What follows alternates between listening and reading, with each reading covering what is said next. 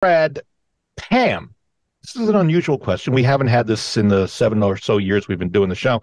Pam is planning on renting an apartment this year, and she's then planning on selling her condo. She said she's writing us to ask, would it be advisable for a home inspector to inspect the apartment that she's going to rent before moving into it? She's guess she's thinking she inspects it so there's a baseline of what the apartment is like before she moves in. So when she moves out of it, that they can't say, "Oh, you did this damage or that damage." What do you think about that? It's an interesting question on I do a lot of commercial inspections as well, and we oftentimes do inspections for tenants moving in, as well as tenants moving out. And a few times we have also done those for the landlords.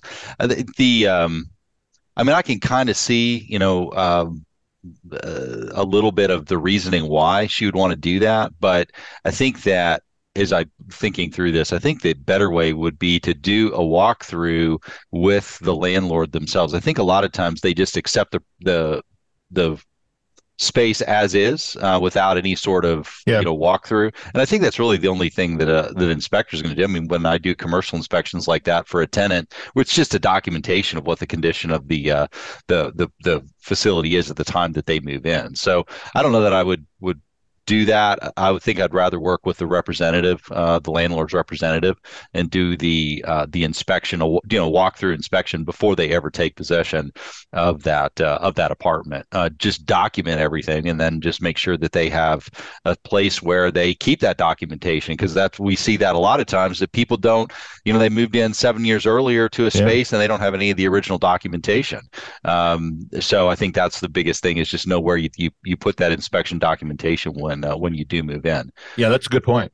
Take pictures if you're not Mhm. going to use an inspector who will have it. You guys keep your inspection reports for how many years? Well, an inspection report itself is only around for a year. The documentation is out there, but it's broken up into pieces. So Yeah. it's a challenge to put them all together. But I mean, it can be done with great difficulty. But those high resolution photos do basically stay around forever.